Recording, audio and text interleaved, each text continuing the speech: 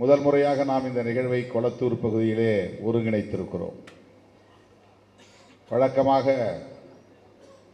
தலைமையகத்திலேயே இதை எளிமையாக நாம் நடத்துவதுண்டு. 25 ஜனவரி 25 அன்று தாய் தமிழ் காத்த போராளிகளின் வீர வணக்க நிகழ்வை கொருக்குப்பேட்டை பகுதியிலே நடத்துவதாக நாம் ஏற்பாடு செய்து தவிர்க்க முடியாத நிலையில் அதை தள்ளி வைத்து அந்த நிகழ்வையும் இந்த நிகழ்வையும் ஒரே நிகழ்வாக ஒருங்கிணைக்கிறோம் என்கிற அடிப்படையில் இன்றைக்கு நாம் இங்கே கூடியிருக்கிறோம். ஆகவே முதலில் நடராசன், தாளமுத்து உள்ளிட்ட அன்னை தமிழை காப்பதற்காக தம் இன்னுயிர் நீத்த போராளிகளுக்கும் ஈழ விடுதலைக்காக தன்னை மாய்த்து கொண்ட தம்பி முத்துக்குமார் அவர்களுக்கும் எனது செம்மாந்த வீர வணக்கத்தை செலுத்துகிறேன். நடராசன், தாளமுத்து 1938ஆம் ஆண்டு நடைபெற்ற முதல் இந்திய எதிர்ப்பு போரில் தன்னை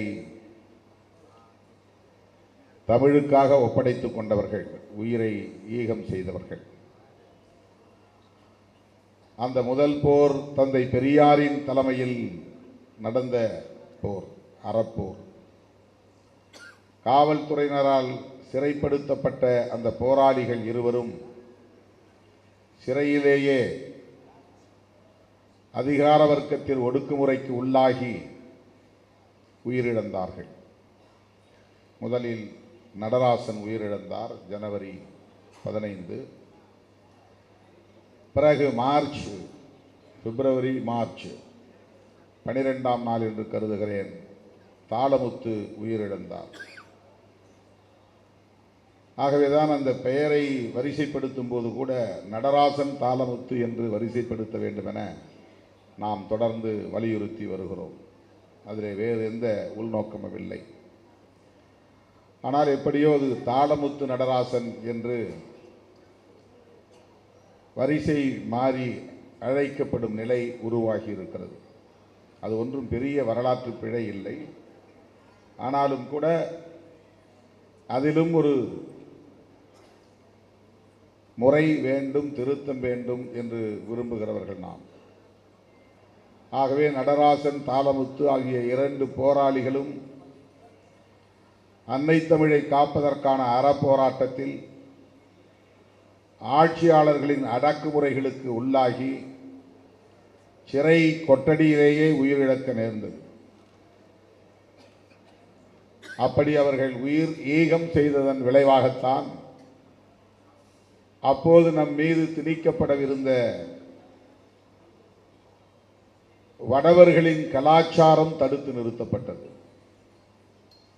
இந்தி தடுக்கப்பட்டது என்பதை விட வட இந்தியர்களின் ஆதிக்கம் தகர்க்கப்பட்டது. அவர்களின் கலாச்சார திணிப்பு முறியடிக்கப்பட்டது. அன்றைக்கு பெரியார் தலைமையில் அந்த போர் வெடிக்காமல் இருந்திருந்தால், நடராசன், தாளமுத்து ஆகியோர் ஈகம் செய்யாமல் இருந்திருந்தால், நாம் எல்லாம் பிறப்பதற்கு முன்பே நம்முடைய முன்னோர் தமிழ் பேசக்கூடியவர்களாக இருந்த முன்னோர் இந்தி பேசக்கூடியவர்களாக மாறியிருப்பார்கள். என்னை பெற்றவர்கள், உங்களை பெற்றவர்கள் எல்லோரும் பள்ளியில் இந்தியை கட்டாயமாக படித்திருப்பார்கள். பல தலைமுறைகளாக நாம் இந்தி பேசும் தலைமுறைகளாக மாறியிருப்போம். மிக இலகுவாக இந்தி பேசும் ஆதிக்க சக்திகள் நம்மை ஆட்கொண்டிருப்பார்கள், ஆதிக்கம் செலுத்தியிருப்பார்கள். அவர்களின் கலாச்சாரமே நமது கலாச்சாரமாக மாறியிருக்கும். நம்முடைய தனித்துவத்தை நாம் இழந்திருப்போம். இன்றைக்கு மோடி வித்தைக்கு நாம் மயங்கி வீழ்ந்திருப்போம். அவர்களால் இன்றைக்கு நம்மை வெல்ல முடியாமல் இருப்பதற்கு 38 நடந்த மொழிப்போரும் 65 நடந்த மொழிப்போரும் தான் தடுப்பு அரண்களாக இருந்தன நம்மை பாதுகாக்கும், நம் பாரம்பரியத்தை பாதுகாக்கும் பாதுகாப்பு அரண்களாக இருந்தன என்பதை நாம் உணர்ந்து கொள்ள வேண்டும். அன்றைக்கு ஆட்சியிலே இருந்தவர்கள் பிஜேபிக்காரர்கள் இல்லை, காங்கிரஸ்காரர்கள் தான். அன்றைக்கு தமிழ்நாட்டை ஆண்டவர்கள் திராவிட கட்சிகளை சார்ந்தவர்கள் அல்ல, காங்கிரஸ்காரர்கள் தான். டெல்லியிலும் காங்கிரஸ், எல்லா மாநிலங்களிலும் காங்கிரஸ் ஆண்டு கொண்டிருந்த காலம் அது, தமிழ்நாடு உட்பட. ஆகவே காங்கிரஸ்காரர்களாக இருந்தாலும் சரி அல்லது பிஜேபிக்காரர்களாக இருந்தாலும் சரி, அவர்கள் வட இந்தியக்காரர்கள் என்கிற நிலையிலே இந்தியை இந்தியாவின் தேசிய மொழியாக ஆக்க வேண்டும், ஒரே மொழியாக ஆக்க வேண்டும் என்கிற உணர்வை பெற்றவர்கள். இன்றைக்கும் அந்த உணர்வுதான் அவர்களிடையே இருக்கிறது என்பதை மறந்துவிடக்கூடாது. அவர்கள் கட்டமைக்க விரும்புகிற இந்தியாவில் ஒரு மதம் இருக்க வேண்டும், ஒரு மொழி இருக்க வேண்டும், ஒரு கலாச்சாரம் இருக்க வேண்டும். பல மொழிகள் கூடாது, ஒரே மொழிதான். பல மதங்கள் இருக்கக்கூடாது, ஒரே மதம்தான். பல கலாச்சாரங்கள் இருக்கக்கூடாது, ஒரே கலாச்சாரம் தான் இருக்க வேண்டும். இதுதான் டெல்லியிலிருந்து ஆளுவோரின் எண்ணம்.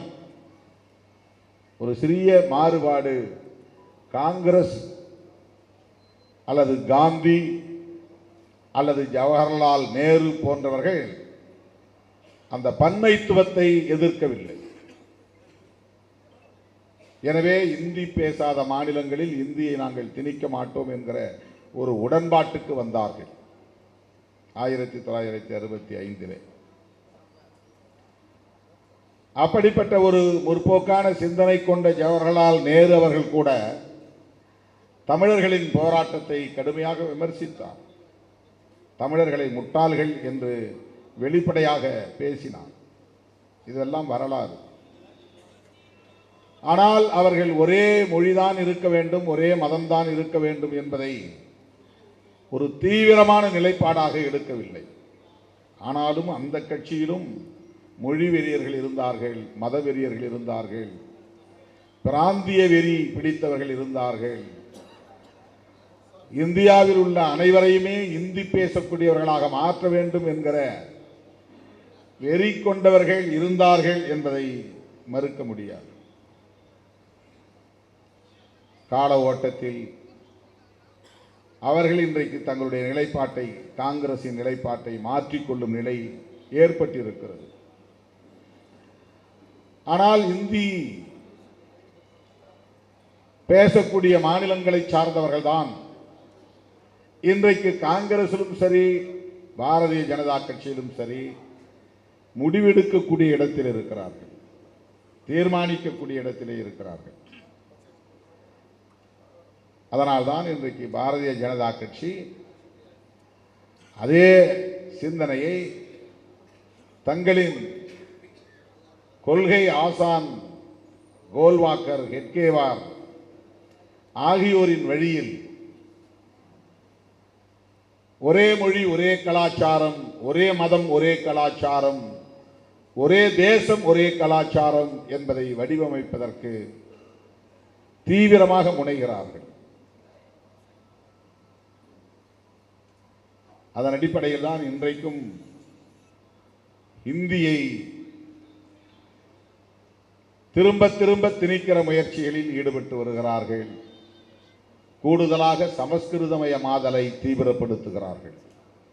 பேசுவதற்கு ஆளில்லாத மொழியாக இருந்தாலும் அந்த மொழியை மேலும் செம்மைப்படுத்துவதற்கு, உயிர்ப்புடன் இருக்க வைப்பதற்கு எல்லா முயற்சிகளையும் பாரதிய ஜனதாவை சார்ந்தவர்கள், RSS காரர்கள் மேற்கொண்டு வருகிறார்கள். இப்படியான ஒரு சூழலில் மொழி வழி தேசியத்தை அவர்களால் ஒருபோதும் ஏற்றுக்கொள்ள முடியாது. அது பிராந்தியவாதமாக வளரும் நாடு பிரிவினைக்கு இட்டு செல்லும் என்கிற கருத்தை கொண்டவர்கள்தான். மொழி வழி தேசியம் என்றால் தமிழ் தேசியம், மலையாள தேசியம், கன்னட தேசியம், தெலுங்கு தேசியம் என்று வளர்ந்துவிடக்கூடாது. அந்த கருத்து வலுப்பெற்றால் ஒவ்வொரு மாநிலமும் தனித்தனி நாடுகளாக சிதறுண்டு போகும். தாம் விரும்புகிற ஒரு இந்தியாவை காஷ்மீர் முதல் கன்னியாகுமரி வரையில், பஞ்சாப் முதல் மேற்கு வங்கம் வரையில் ஒரே இந்தியாவை, இந்தியா என்கிற ஒரு தேசத்தை கட்டமைக்க முடியாமல் போய்விடும் என்கிற அச்சம் அவர்களுக்கு இருக்கிறது. எனவே அடிப்படையில் அவர்களால் மொழி வழி தேசியத்தை ஏற்கவே முடியாது. அப்படி பார்க்கிற போது இலங்கையிலும் சரி, தமிழ் ஈழம் என்கிற தேசம் மொழி வழி தேசியத்தின் அடிப்படையில் உருவாவதை இந்திய ஆட்சியாளர்கள் ஒருபோதும் ஏற்றுக்கொள்ள மாட்டார்கள். மொழி வழி தேசியம் அடிப்படையில் தமிழ் ஈழம் உருவாகும் என்ற நிலை ஒரு வரலாறு ஏற்பட்டுவிட்டால் அது இந்தியாவை பெரும் தாக்கத்திற்கு உள்ளாக்கும். மொழிவழி தேசியம் என்பது வலுப்பெற்றுவிடும். தமிழ்நாடு தனிநாடாகும் நிலை உருவாகும். பிற மாநிலங்களும் அதையே பின்பற்றும் சூழல் உருவாகும். எனவே எந்த சூழலிலும் மொழி வழி அடிப்படையில் ஒரு தேசம் அண்டையில் உருவாவதை கூட இந்திய ஆட்சியாளர்கள் ஏற்றுக்கொள்ள மாட்டார்கள். இது நாம் உணர்ந்து கொள்ள வேண்டிய முடிவான ஒரு நிலைப்பாடு. ஒருபோதும் ஏற்றுக்கொள்ள மாட்டார்கள்.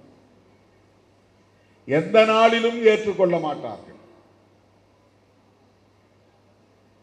தமிழீழம் உருவாவதை சிங்களவன் ஏற்றுக்கொள்ள மாட்டான் என்பது சரி.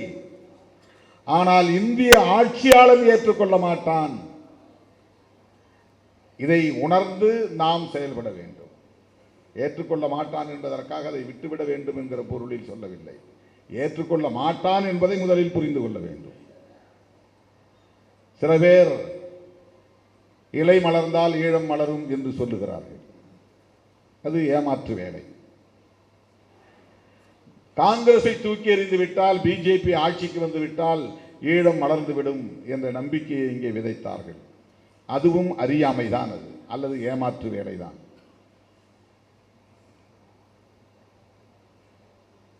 இந்தியை தாய்மொழியாக கொண்டவர்கள் என்பதற்காக மட்டும் சொல்லவில்லை. இந்தியாவை ஒரே இந்தியாவாக ஆக்க வேண்டும் என்கிற நிலைப்பாட்டை கொண்டவர்களால் ஒருபோதும் மொழிவழி தேசியத்தை ஏற்றுக்கொள்ளவே முடியாது என்பதுதான் யதார்த்தமான உண்மை. நாம பேசுவதை கொஞ்ச காலம் அனுமதிப்பார்கள். ஆனால் எந்த மூலையில் தனிநாடு கோரிக்கை எழுந்தாலும் உடனே மூட்டை பூச்சியை நசுக்குவது போல் நசுக்கி விடுவார்கள். பஞ்சாப் காலிஸ்தான் என்கிற தனிநாடு கோரிக்கை வெகுண்டெழுந்தது. இன்றைக்கு அதை அந்த சொல்லை உச்சரிப்பதற்கு கூட ஆள் இல்லை என்கிற நிலை உருவாகி இருக்கிறது. அயல் நாடுகளில் இருப்பவர்கள் பேசுகிறார்கள் காலிஸ்தானை பற்றி. அயல் நாடுகளில் புலம்பெயர்ந்த பஞ்சாபியர்கள் பேசுகிறார்கள். அங்கொன்றும் இங்கொன்றும் அந்த குரல் கேட்கிறது. இந்தியாவில் எந்த மூலையிலும், பஞ்சாபின் எந்த மூலையிலும் காலிஸ்தான் என்கிற குரலே இப்போது கேட்பதில்லை.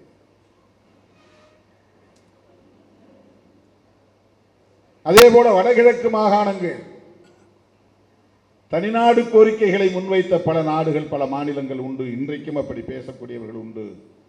ஆனால் அது மிக கடினமான முறையிலே நசுக்கப்பட்டு விட்டது.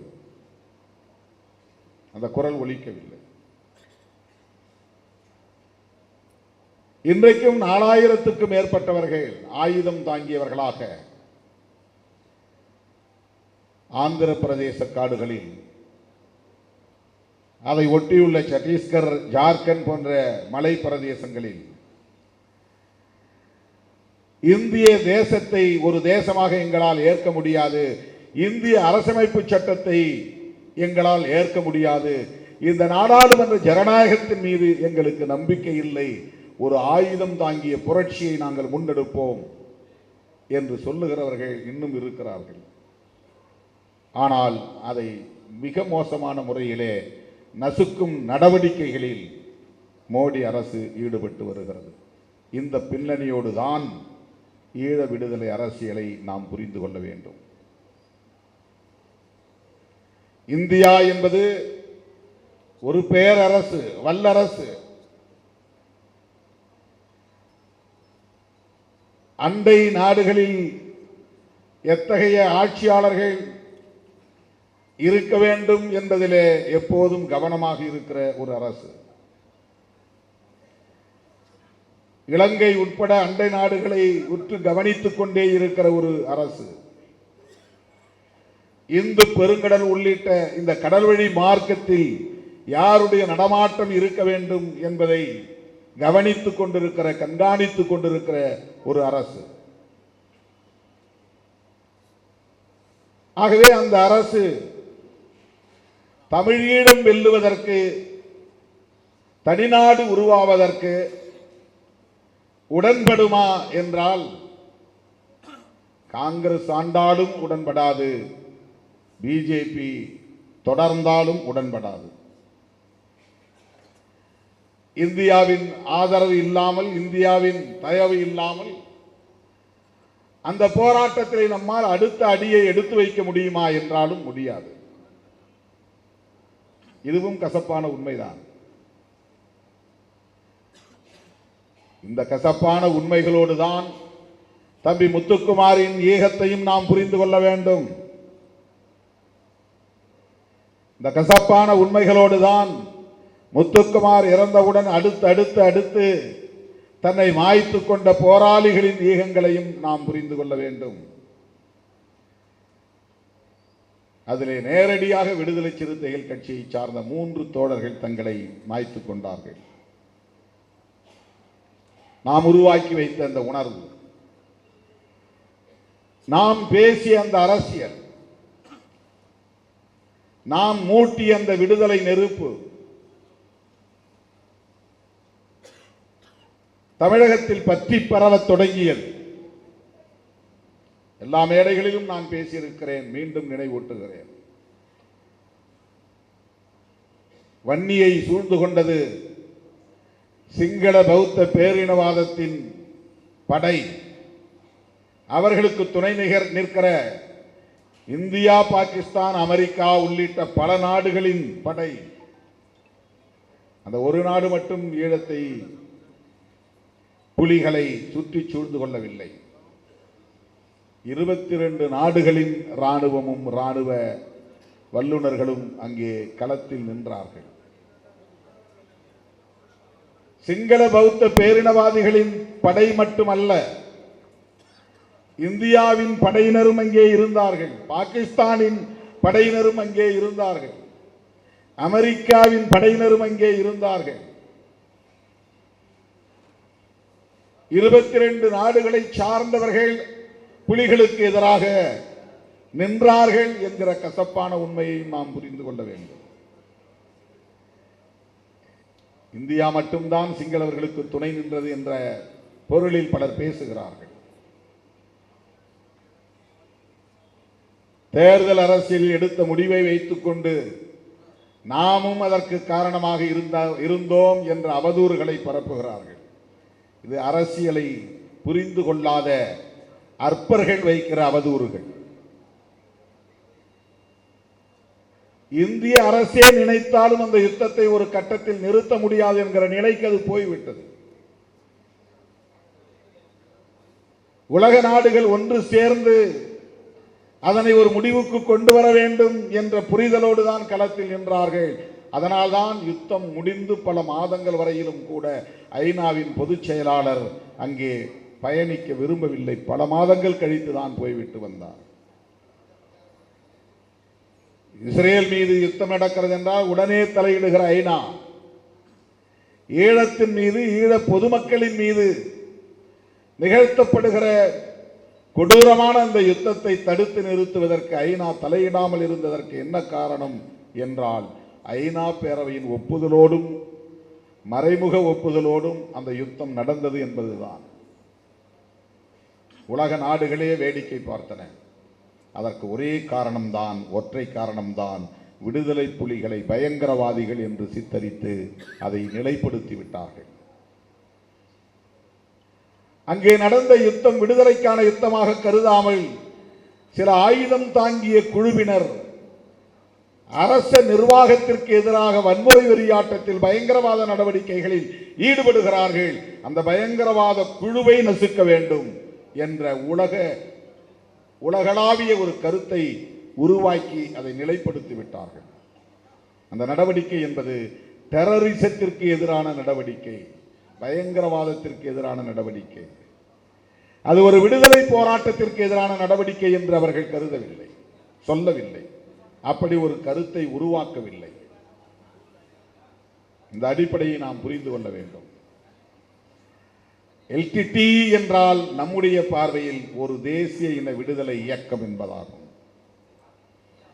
மேதகு பிரபாகரன் என்றால் அவர் நம்முடைய அண்ணன், ஒரு விடுதலை போராட்டத்தை தலைமை தாங்குகிற ஒரு மகத்தான தலைவன் என்று நம்முடைய புரிதல், அது நம்முடைய புரிதல். ஆனால் உலகத்தின் பார்வையில் ஒரு பயங்கரவாத குழுவை வழிநடத்தக்கூடிய ஒரு நபர் என்று மட்டும்தான் அவர்கள் பார்த்தார்கள்.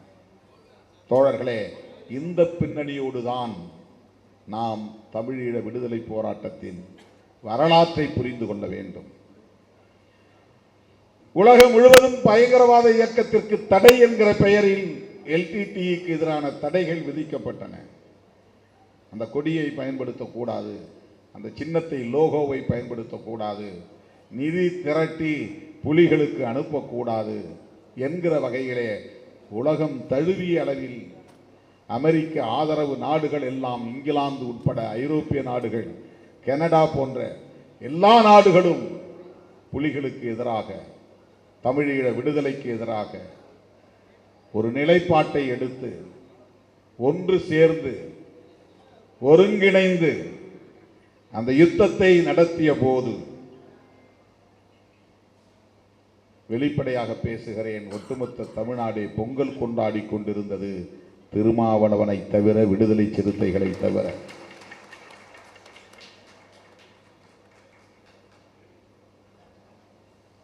அங்கும் இங்கும் ஓடி பார்த்தேன், தலைவர்களோடு பேசி பார்த்தேன், முட்டி பார்த்தேன், மோதி பார்த்தேன், யாரையும் என்னால் ஒருங்கிணைக்க முடியவில்லை.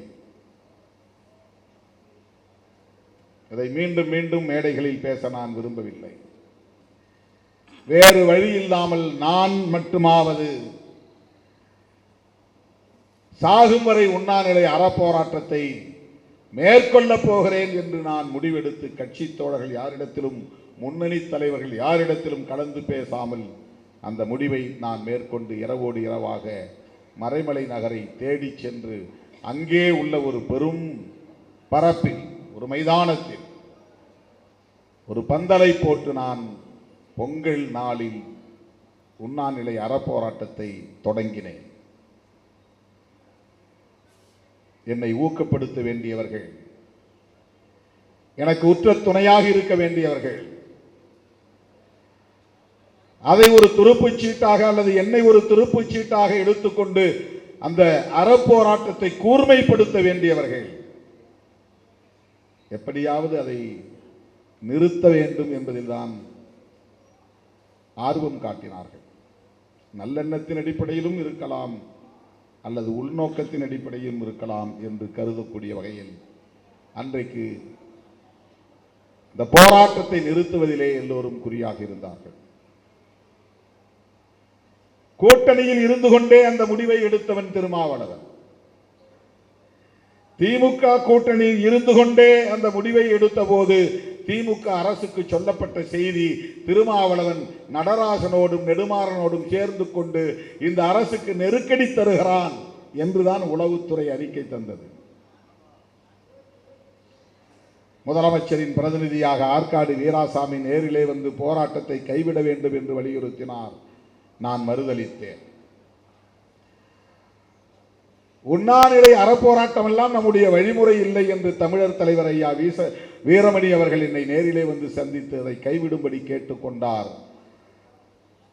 உங்களை மீறுவதாக என்ன வேண்டாம், நான் எடுத்த முடிவை தொடருகிறேன் ஐயா, மன்னித்து விடுங்கள் என்று நான் தொடர்ந்தேன். என் உயிரின் உயிரான விடுதலை சிறுத்தைகள் தான் என்னோடு களத்திலே நின்றார்கள். பொங்கலை தவிர்த்தார்கள். மூன்றாவது நாள், நான்காவது நாள் ஆங்காங்கே பதற்றம் உருவானது, சட்டம் ஒழுங்கு சீர்குலையும் நிலை உருவானது. நாலாவது நாள் 26 பேரை குண்டர் தடுப்பு சட்டத்தில் திராவிட முன்னேற்ற கழகத்தின் தலைமையிலான அரசு சிறைப்படுத்தியது. தமிழ்நாடு முழுக்க 26 பேர் குண்டர் தடுப்பு சட்டத்தில் சிறைப்படுத்தப்பட்டார்கள். சொல்லப்பட்ட செய்தி, திருமாவளவன் அன்றைக்கு திமுக அணியில் இல்லாமல் எதிர் முகாமிலே இருந்த தலைவர்களோடு இணைத்து பேசி இவன் ஆட்சிக்கு அரசுக்கு நெருக்கடி தருகிறான் என்றுதான் எனக்கு எதிரான தகவல் தரப்பட்டது. காங்கிரஸ் அன்றைக்கு எங்களுக்கு எதிரான கருத்துக்களை பேசியது. கூட்டணியில் இருந்து திருமாவளவனை வெளியேற்ற வேண்டும் என்று சட்டமன்றத்திலேயே வேலூர் ஞானசேகரன் பேசியது இன்றைக்கும் அவை குறிப்பிலே இருக்கிறது. நாங்கள் புல்லாரெட்டி அவனியூரிலே நடத்திய கருத்துரிமை மீட்பு மாநாட்டை தடை செய்ய வேண்டும் என்று இந்த பிரச்சனையெல்லாம் முற்றுவதற்கு முன்னதாக விடுதலை சிறுத்தைகளுக்கு எதிராக காங்கிரஸ் அன்றைக்கு பேசியது. எந்த உள்நோக்கமும் இல்லாமல், யாருடைய தூண்டுதலுக்கும் ஆளாகாமல், நாணயத்தோடு நேர்மையோடு இந்த பிரச்சனையை கையில் எடுத்த இயக்கம் விடுதலை சிறுத்தைகள் கட்சி. நான் சென்னை பல்கலைக்கழகத்து மாணவனாக இருந்த காலத்தில் இருந்து 1983 இருந்து 2009 முள்ளிவாய்க்கால் இனக்கொலை நடக்கிற வரையில் ஈழ விடுதலைக்கான களத்தில் ஒரு தமிழன் என்கிற உணர்வோடு முழுமையாக என்னை ஒப்படைத்துக் கொண்டவன். எந்த எதிர்பார்ப்பும் எனக்கு கிடையாது. விடுதலை புலிகளின் மாணவர் இயக்கத்திலேயே என்னை உறுப்பினராக சேர்த்துக் கொண்டு அவர்களோடு பயணித்தவன் நான். சோல்ட் என்கிற அமைப்பு, SOLT, students organisation of liberation tigers, 5 ரூபாய் கட்டணம் செலுத்தி உறுப்பினராக என்னை பதிவு செய்து கொண்டேன். 21 வயது, அப்போது பெரியார் திடலில் ஈழ விடுதலைக்கு ஆதரவாக மாணவர் மாநாட்டை என் தலைமையில் நடத்தியவன்.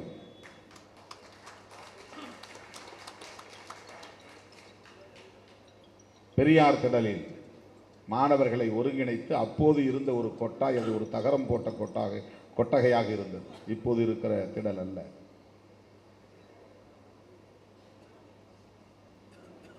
அந்த நாளிலிருந்து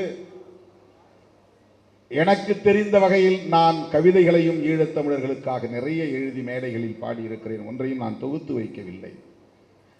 விடுதலை புலி என்கிற பெயரிலேயே ஒரு கையெழுத்தேடு நடத்தி 3 மாதம்தான்.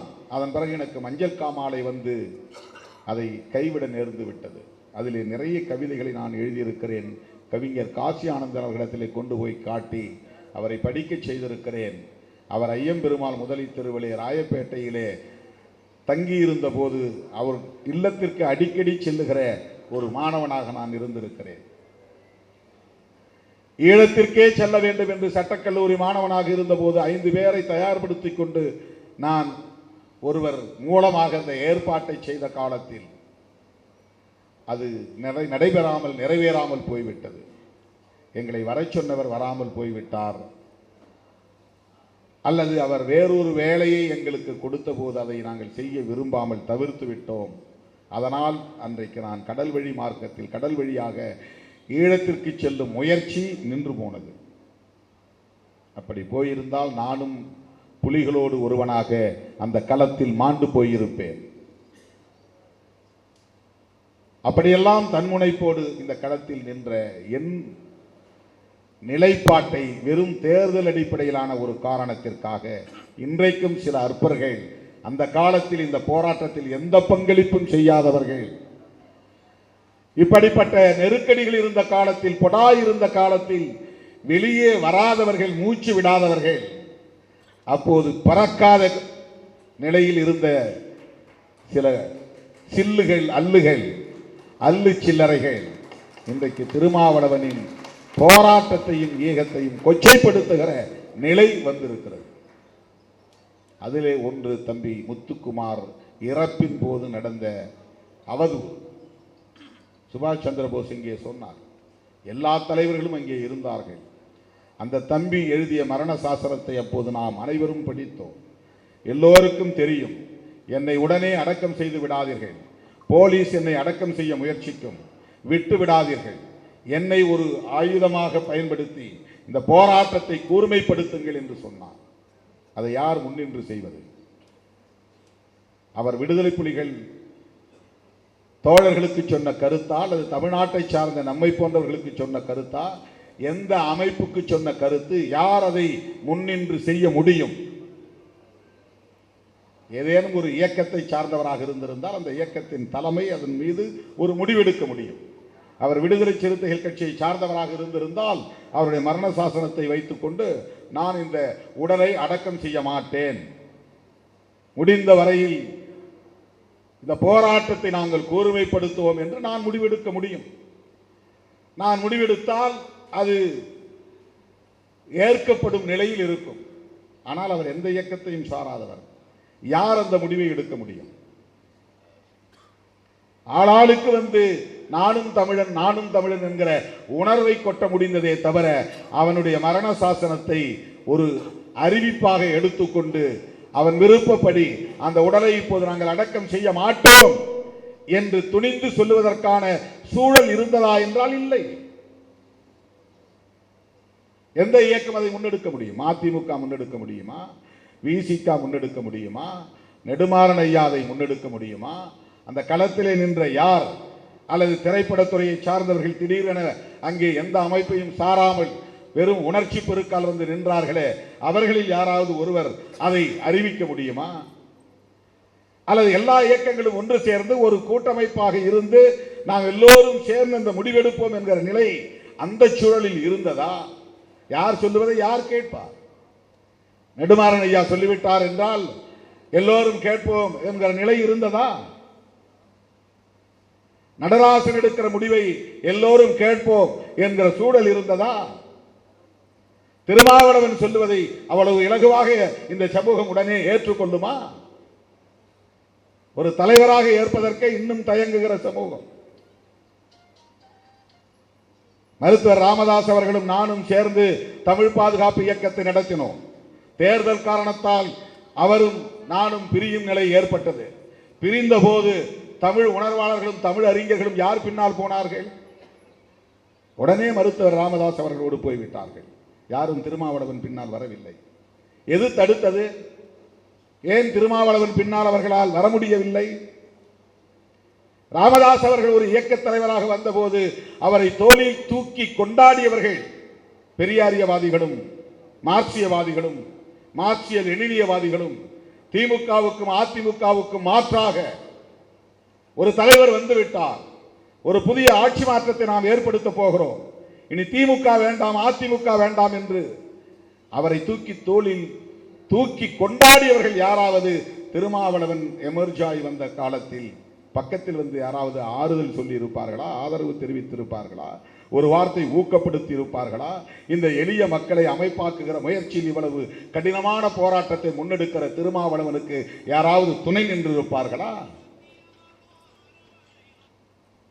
யாரும் கிடையாது.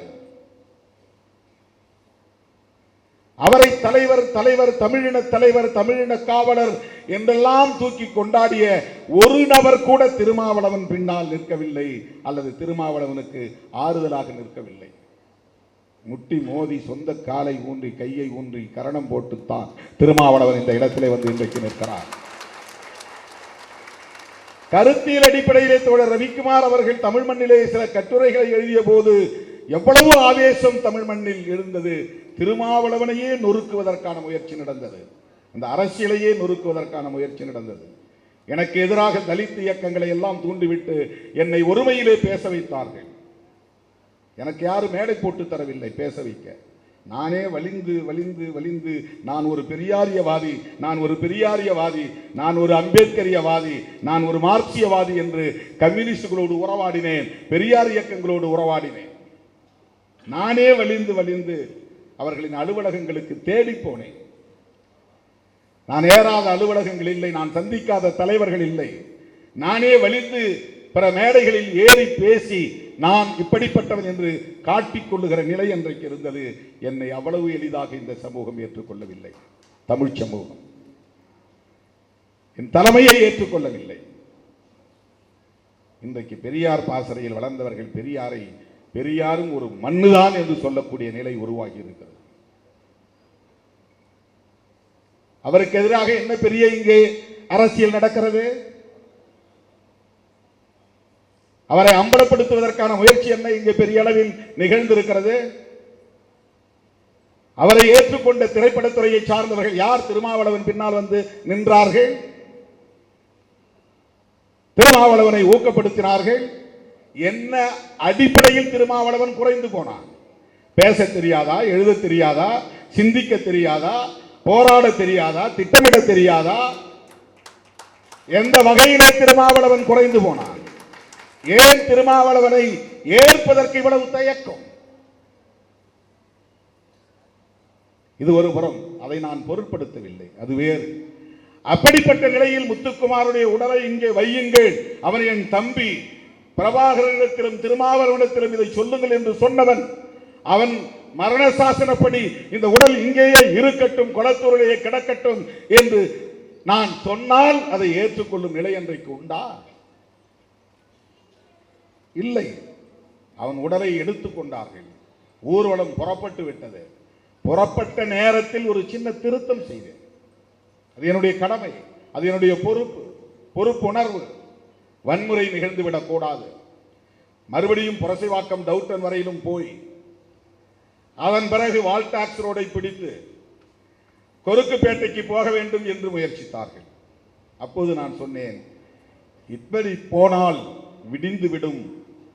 அந்த உடலை அடக்கம் செய்வது என்று முடிவெடுத்த பிறகு நாம் இந்த நேர்வழியிலேயே செல்வதுதான் சரி என்று நெடுமாறன் அவர்களின் விருப்பத்தை அறிந்து, அண்ணன் வைகோ அவர்களின் விருப்பத்தை அறிந்து, அதன் அடிப்படையில் நான் மேடை ஏறி நின்று சொன்னேன். அவ்வளவுதான். உடனே திருமாவளவனை விட தீவிரமான தமிழ் பற்று உள்ள, இனப்பற்று உள்ள பலர், திரைப்பட துறையை சார்ந்தவர்களும் உடனே அங்கேயே திருமாவளவன் திமுகவின் கைகூலி என்று பேசத் தொடங்கிவிட்டார்கள். ஏதோ கருணாநிதி கூப்பிட்டு சொல்லித்தான் நான் மடைமாற்றம் செய்கிறேன் என்று அந்த கூட்டணியில் இருந்ததனால் எனக்கும் அவருக்கும் தேர்தல் உறவு அவ்வளவுதான். என் நிலைப்பாட்டில் ஒருபோதும் திமுக தலையிட்டதில்லை. எல்லா மேடைகளிலும் அண்ணன் பிரபாகரனை நான் பேசியிருக்கிறேன், விடுதலை புலிகளை ஆதரித்து பேசியிருக்கிறேன். என்னை ஒருபோதும் திமுக தடுத்ததில்லை. அது வேறு, அது தேர்தல் உறவு. ஆனால் விடுதலை சிறுத்தைகளின் கருத்தியல் சார்ந்த எந்த நிலைப்பாட்டிலும் திமுகவோ திமுக தலைமையோ இந்த நாள் வரை எப்போதுமே தலையிட்டதில்லை.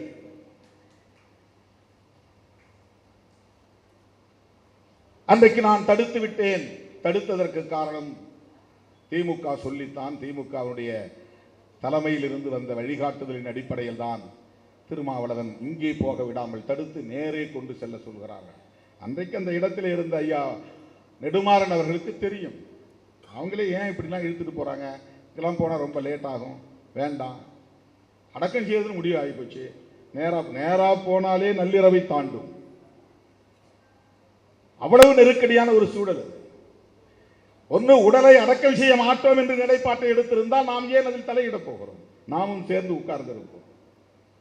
அந்த உடலை எடுத்து அடக்கம் செய்வதென்று முடிவெடுத்த பிறகு எந்த வழியே போவது என்கிற ஒரு நிலையில்தான் அதை வெகு தூரம் இழுத்து செல்ல வேண்டாம், இரவெல்லாம் போக வேண்டாம், அது வன்முறை ஆகிவிட வேண்டாம், உடனடியாக நாம் நேர்வழியிலே சென்று புளியந்தோப்பு வழியாக கன்னியாகுமரி வழியாக சென்று அந்த உடலை எடுத்து சென்று அடக்கம் செய்து விடலாம் என்று எல்லோரும் விரும்பிய, தலைவர்கள் விரும்பிய நிலையில்தான் அவர்களுடைய ஒப்புதலோடு வண்டி மேலே ஏறி நின்று நான் சொன்னேன்.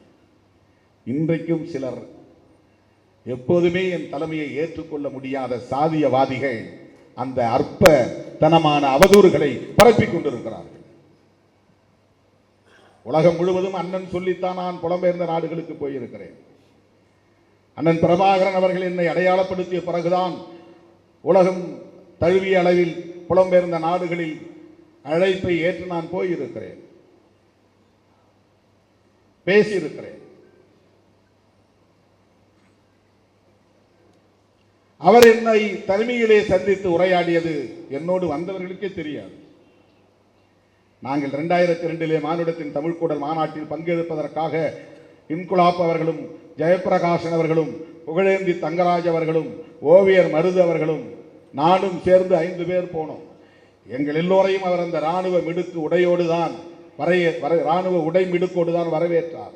ஒவ்வொருவரையும் ஆறத் தழுவினார். உட்கார்ந்து கொஞ்ச நேரம் பேசிவிட்டு உணவுக்கு சென்றோம். அப்படி உணவு முடித்த பிறகு திரும்பி வருகிற போது என் கையை பிடித்து இழுத்து, காலை 5 மணிக்கு உங்களை நான் தனிமையாக சந்திக்க விரும்புகிறேன், சத்தியமூர்த்தி என்கிற சேரலாதன் உங்களை அழைத்து வருவார் என்று எனக்கு தனிப்பட்ட அழைப்பாக அதை சொன்னார்.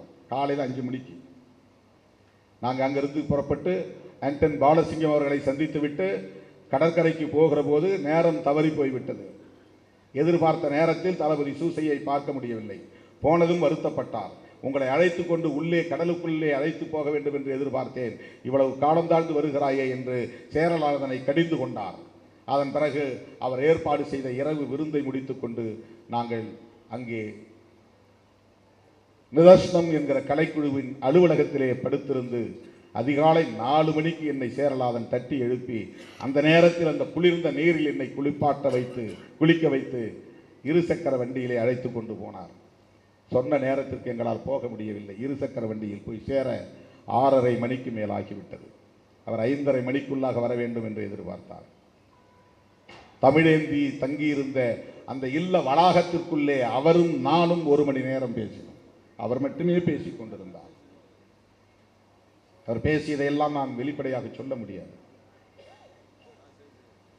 அவருடைய பேச்சில் இருந்த ஒரு கருத்து, அவர் சாதி ஒழிப்புடன் கூடிய தமிழ் தேசியத்தைத்தான் முன்னெடுத்தார். இதைத்தான் நான் சொல்லுகிறேன். இதை உங்களால் பேச முடியாது. நீ குடிப்பெருமை பேசக்கூடியவர்கள், சாதி பெருமை வேண்டாம் குடிப்பெருமை பேசுவோம் என்று பேசக்கூடியவர்கள், நீங்கள் ஆண்ட பரம்பரையின் பெருமையை பேசக்கூடியவர்கள். எனக்கு எந்த அரசன் மீதும் மதிப்பு கிடையாது, எவனையும் நான் பெரிய சக்தியாக பார்ப்பது கிடையாது. அந்த மன்னர்கள் காலத்தில் தான் இந்த நாடு குட்டிச்சுவரானது, சமஸ்கிருதமயமானது, இந்துத்துவமயமானது. தமிழ் கோவிலின் கருவறைக்குள்ளே இருந்த தமிழ் தூக்கி வெளியே வீசப்பட்டதெல்லாம் இந்த பாண்டிய மன்னர்கள், சோழ மன்னர்கள், சேர மன்னர்கள், பல்லவ மன்னர்கள் ஆண்ட காலத்தில் தான். வேள்வி நடத்தியவன், யாகம் நடத்தியவன், தமிழ் பெயர்களை மாற்றி வடமொழி பெயர்களை தங்கள் பெயருக்கு பின்னால் சூட்டிக் கொண்டவன். ராஜராஜன் என்பது தமிழ் பெயரா? ராஜேந்திரன் என்பது தமிழ் பெயரா? எல்லாம் வடமொழி பெயர்களை சூட்டிக் கொண்டவர்கள், வடமொழியிலே மயங்கி கிடந்தவர்கள், பார்ப்பனர்களின் வேள்வி யாகங்களில் மயங்கி கிடந்தவர்கள். அவர்கள் எப்பேற்பட்ட மன்னாதி மன்னர்களாக இருந்தாலும் அவர்கள் எம் தமிழ் அழிவதற்கும் எம் கலாச்சாரம் அழிவதற்கும் வழிவகுத்தவர்கள் என்பதை உணர்ந்தவன் நான். எனவே எனக்கு ஆண்ட பரம்பரை என்று சொல்லுவதிலே எந்த பெருமையும் இல்லை. அதிலே எனக்கு உடன்பாடு கிடையாது. வெறும் மொழி உணர்வு எனக்கு கிடையாது, வெறும் மொழி பற்றி எனக்கு கிடையாது, வெறும் இன உணர்வு இனப்பற்று தேவையில்லை என்று கருதக்கூடியவன் நான். அதுதான் பெரியாருடைய பார்வையும். சாதியை ஒழிக்காமல் இங்கே சமத்துவத்தை நிலைநாட்ட முடியாது என்பதில் உறுதியாக நின்றவர் தந்தை பெரியார். அதே கருத்தை கொண்டவர் தான் அண்ணன் பிரபாகரன் அவர்கள், மேதகு பிரபாகரன் அவர்கள். அதுல ஒரே ஒரு விஷயத்தை மட்டும் நீங்க புரிஞ்சுக்கணும். எதிரியை அடையாளப்படுத்துகிற போது சிங்கள பௌத்த பேரினவாதி என்று சொல்லுகிற அண்ணன் பிரபாகரன் ஒரு இடத்தில் கூட தன்னை அடையாளப்படுத்துகிற போது இந்து, தமிழ் இந்து சிறுபான்மை என்று சொல்லவில்லை. அதுதான் நேரு எதிர். சிங்களம் என்பதற்கு எதிரானது தமிழ், அவன் சிங்களவன், நான் தமிழன். பௌத்தன் என்பதற்கு நேர் எதிரானது இந்து, அவன் பௌத்தன், நான் இந்து. அவன் பெரும்பான்மை இனத்தை சார்ந்தவன், நான் சிறுபான்மை இனத்தை சார்ந்தவன். ஆகவே தன்னை அடையாளப்படுத்துகிற போது தமிழ் இந்து சிறுபான்மை என்று ஒருபோதும் சொன்னதில்லை. தமிழன் தமிழன் தமிழன் என்கிற தேசிய அடையாளத்தை மட்டும்தான் அவர் உயர்த்தி பிடித்தார். அவரை இந்த அடிப்படையில் தான் நாம் புரிந்து கொள்ள வேண்டும். மத உணர்வுக்கு அப்பாற்பட்டவர், மத அடையாளத்திற்கு அப்பாற்பட்டவர், இந்து என்கிற மத அடையாளத்தை தவிர்க்கக்கூடியவன் சாதி ஒழிப்பில் உறுதியாக இருக்கிறவன் என்று பொருள். சாதி ஒழிப்புடன் கூடிய தமிழ் ஈழம் அங்கே மலர வேண்டும் என்பதில் உறுதியாக இருந்தவர் அண்ணன் பிரபாகரன். இந்த அடிப்படையில் அண்ணன் பிரபாகரனை ஒருவனால் புரிந்து கொள்ள முடியவில்லை என்றால் அவனால் எந்த காலத்திலும் அவர் கனவை நனவாக்க முடியாது. அவர் விரும்பிய ஈழத்தை வென்றெடுக்க முடியாது. விடுதலை சிறுத்தைகள் இப்படி கருத்தியல் அடிப்படையில் தான் ஈழ விடுதலையையும் அணுகுகிறோம். தம்பி முத்துக்குமாரின் ஈகத்தையும் அப்படித்தான் நாங்கள் பார்க்கிறோம். முத்துக்குமாருடைய சாசனத்தை படித்து பார்க்கிற போது அவன் வெறும் மொழி உணர்வு, இன உணர்வால் பாதிக்கப்பட்டவன் என்று, அந்த தாக்கத்திற்கு ஆளானவன் என்று முடிவுக்கு வர முடியாது. அவ்வளவு தெளிவான அரசியல் புரிதலோடு அதை எழுதியிருக்கிறான்.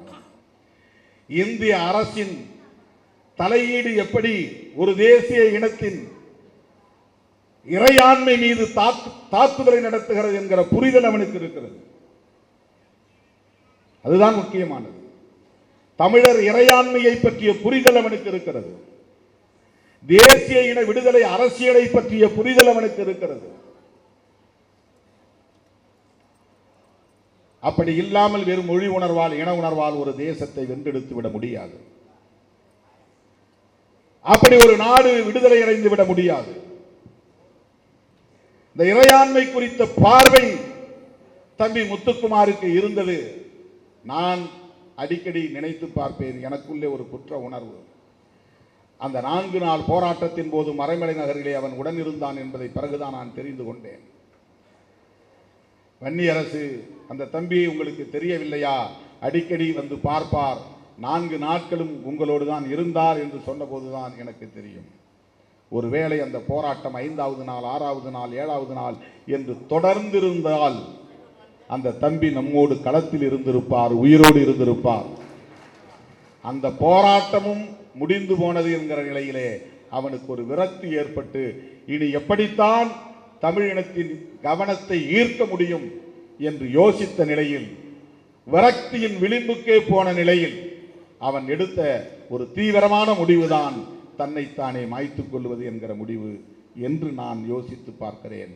அதனால் எனக்கு குற்ற உணர்வு ஏற்படுகிறது.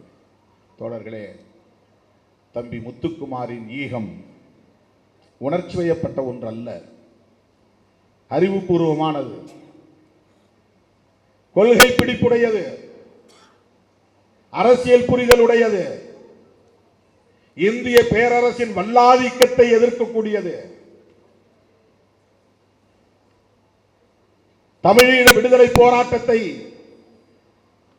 அரசியல் சார்ந்த புரிதலோடு அவன் அணுகியிருக்கிறான் என்பதை உணர்த்தக்கூடியது. அப்படிப்பட்ட அந்த மாவீரனின் ஈகத்தை போற்றுவோம். இனி ஆண்டுதோறும் இந்த பகுதியில் நம்முடைய தோழர்கள் அவருடைய நினைவு நாளில் இதை பெரும் நிகழ்வாக ஒருங்கிணைக்க வேண்டும் என்பதை ஒரு வேண்டுகோளாக விடுத்து இப்போது ஒரு அறிவிப்பை செய்ய நான் விரும்புகிறேன். உண்மையான தமிழ் தேசியத்தை வென்றெடுக்கும் ஆற்றல் பெற்றவர்கள் விடுதலை சிறுத்தைகள் தான் என்பதை உணர்த்தக்கூடிய வகையில் விரைவில் தமிழ் தேசிய எழுச்சி மாநாடு, விடுதலை சிறுத்தைகளின் மாநாடு தமிழகம் தழுவிய அளவில் நடைபெறும் என்பதை அறிவிக்கிறேன். தமிழ் தேசிய எழுச்சி மாநாடு எந்த தேதியில் நடைபெறும் என்பது பின்னர் அறிவிக்கப்படும். உயர்நிலை குழுவில் பேசி அறிவிக்கப்படும் என்பதை தெரிவித்துக் கொள்கிறேன். நமக்கு தேர்தல் 2ஆம் பட்சம் தான், நம்முடைய கருத்தியல் தான் முதலாவது என்பதை இந்த நேரத்திலே சொல்லி, இந்த தேர்தல் நெருங்கும் சூழலில் விடுதலை சிறுத்தைகள் முன்னெடுக்கும் தமிழ் தேசிய மாநாடு, தமிழ் தேசிய எழுச்சி மாநாடு விரைவில் நடைபெறும் என்பதை தெரிவித்து விடைபெறுகிறேன். நன்றி, வணக்கம்.